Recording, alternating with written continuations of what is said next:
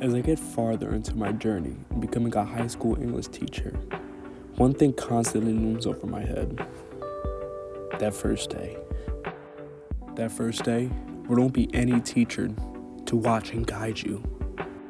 That first day where you can't stutter or blank out in the middle of a point you're trying to make, else you're just making a fool out of yourself. That first day where you have the chance to inspire your students to grow in intellect and ground themselves in their identities. As that day inches closer, I can only imagine the 20 different scenarios that could happen. But to ease the fear, it's probably best that I talk to someone that I know I could trust to keep it real and give good advice. In this episode, we'll discuss teaching experiences, philosophy, and our identities as teachers of color. I had the pleasure of having Kara Williams, who I still call Mrs. Williams, as my African American history teacher during my sophomore year in high school. She has over 15 years of teaching experience, working in both Pennsylvania and New York education systems.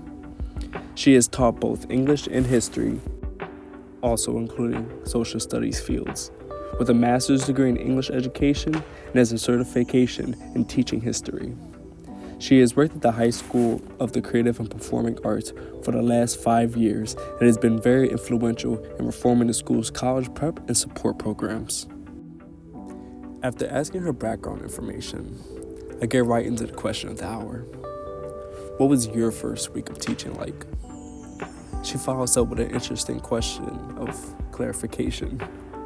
As a sub or as a full-time certified teacher? We laughed, and to keep it simple, I told her just to focus on the full-time teaching. Though I am interested in what the substitute teaching entailed and what she gained from doing it. She tells me she was set on working in her Bronx community, giving back to her own community and feeling truly part of her students' lives, hoping her relatability would win over her students. But she says her overconfidence in her skills and the experience within her community didn't face the students not one bit. And they were looking at me like, I don't care, who are you?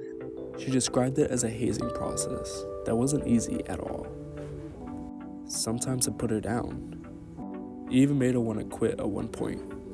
And if connecting with students wasn't hard enough, she also had the pressure of preparing students for 2 extremely difficult, high-stakes exams. But despite the stressful times, this is where she pivoted. So in New York, we have the Regents exam. So in all major subjects, students take this exam.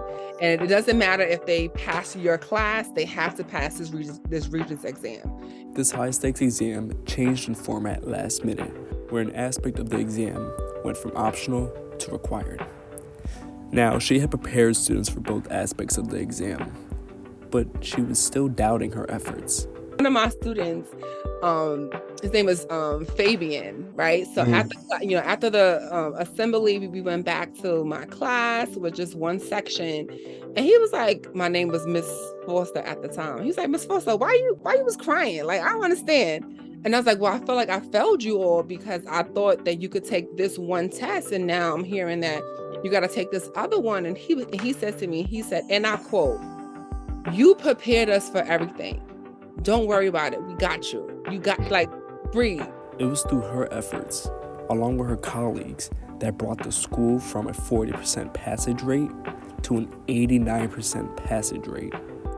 And her efforts were trusted by her students to help them succeed. With this, we follow up to my next question.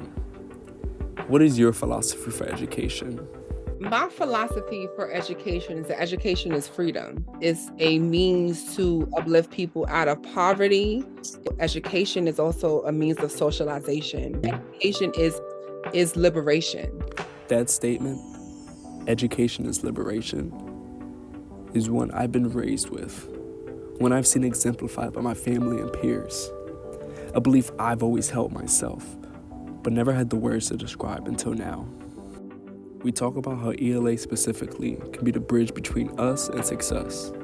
She emphasizes the importance of students cultivating their own meaning and knowledge, pointing to an annual final project she gives.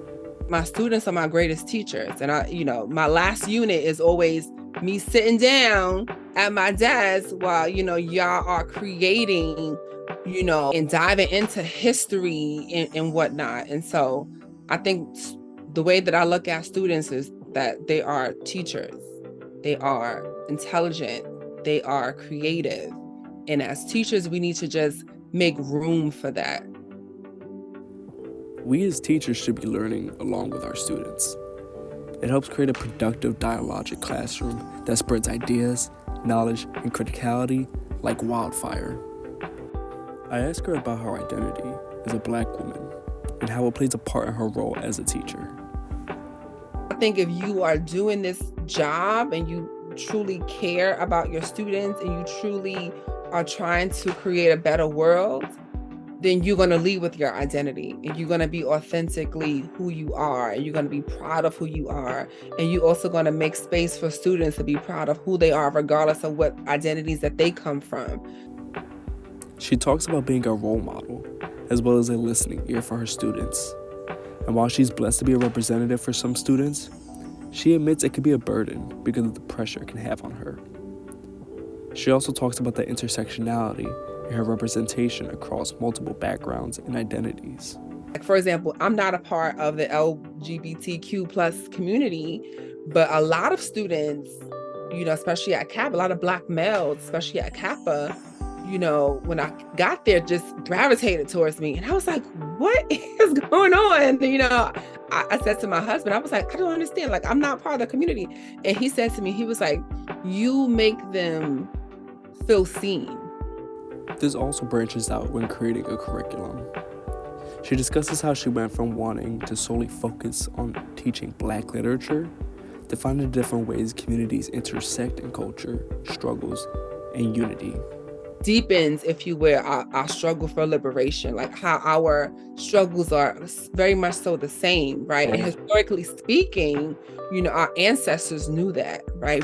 They knew that our struggles were the same. They understood that. And so I kind of, try to constantly be aware of looking at ways in which Black folks connected with other POCs and also even allies, white allies. And so just for them to see themselves in this history, because as you know, history constantly repeats itself. She promotes a unifying curriculum focused on identifying similarities and connections we can bridge amongst one another. Discussing this topic felt reassuring. I've always wanted to be that inspirational figure for my students, be that support system that they might be lacking, and show them the wonders of education. But I also understand that at times, it can be hard when nobody looks like you, when the people in charge don't look like you, don't share many of the same experiences with you, or would rather disassociate themselves with their identity.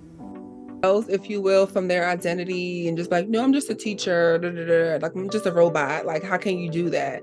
And I've seen it be very, helpful for them. They can come to work and they can do their, their hours and they go home and that's it. You know what I mean?